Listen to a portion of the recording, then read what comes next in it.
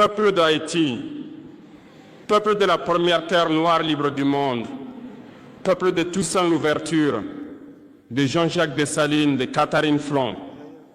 Aujourd'hui, c'est avec une émotion profonde que je me tiens ici devant vous. Je ne suis pas venu comme un chef d'État étranger. Je suis venu comme un frère, comme un fils d'Afrique venu saluer les premiers enfants qui ont brisé leurs chaînes.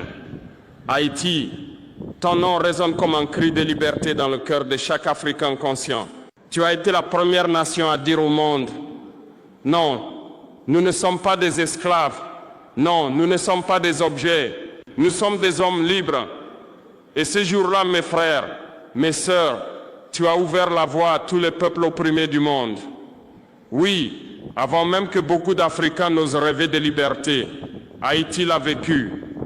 Avant que le mot indépendance ne prenne sens sur nos terres, Haïti l'avait déjà écrite avec le sang de ses fils et de ses filles. Et pourtant, 2 siècles plus tard, le monde tente encore d'humilier Haïti. On la montre du doigt, on la salit, on la fait souffrir.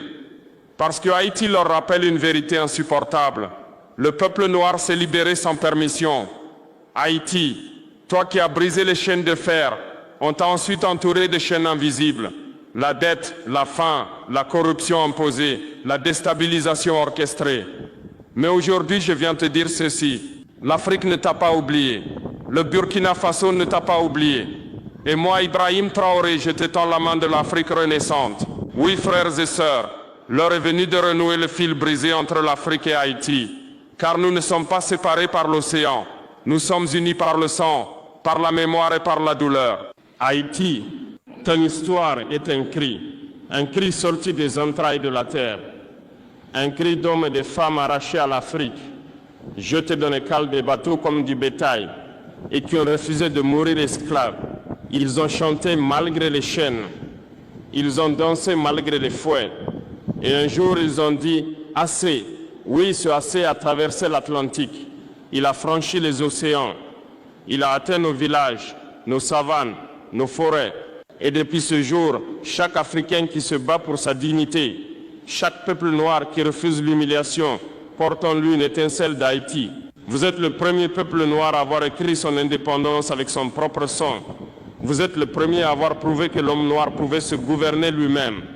Et c'est cela, mes frères, mes sœurs, que les puissances du monde ne vous ont jamais pardonné. Ils ont détruit vos récoltes, ils ont ruiné vos ports. Ils vous ont imposé une dette monstrueuse pour avoir osé être libre. Haïti a payé le prix de sa dignité. Mais malgré tout, Haïti n'a jamais plié. Et quand je vois aujourd'hui vos jeunes, vos femmes courageuses, vos hommes dignes, je me dis, le feu sacré ne s'est jamais éteint.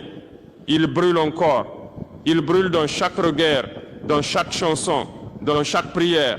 Et ce feu, c'est le même feu qui brûle aujourd'hui à Ouagadougou, à Bamako, à Niamey, à Accra. C'est le feu de la reconquête noire. C'est le feu de l'unité africaine.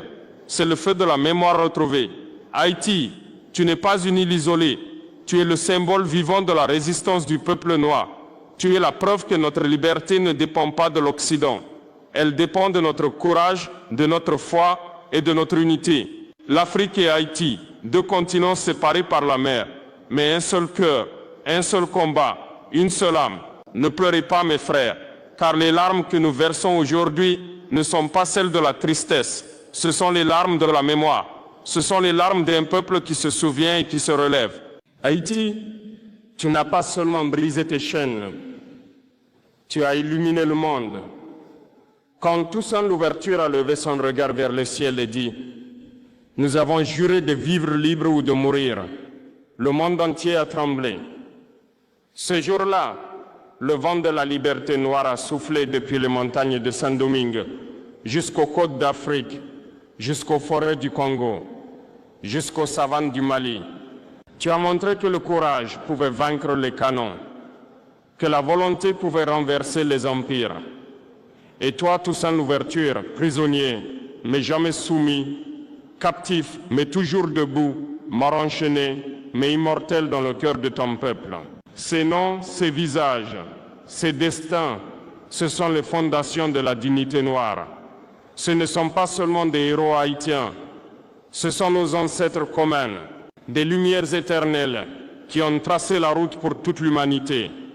Quand je marche dans les rues de Ouagadougou, quand je parle à mes jeunes frères du Burkina, je leur dis souvenez-vous de Toussaint Louverture, souvenez-vous de Dessalines, souvenez-vous d'Haïti, car sans Haïti, la liberté africaine n'aurait pas eu de flamme pour commencer. Oui, frères et sœurs d'Haïti, vous avez porté la torche et aujourd'hui l'Afrique la reprend. Le Burkina Faso, le Mali, le Niger, ces nations africaines qui se lèvent aujourd'hui se souviennent de vous. Nous suivons votre exemple. Nous marchons sur vos traces. Nous reprenons le flambeau de la libération noire. Haïti a été le phare du monde noir. Et ce phare ne doit plus jamais s'éteindre.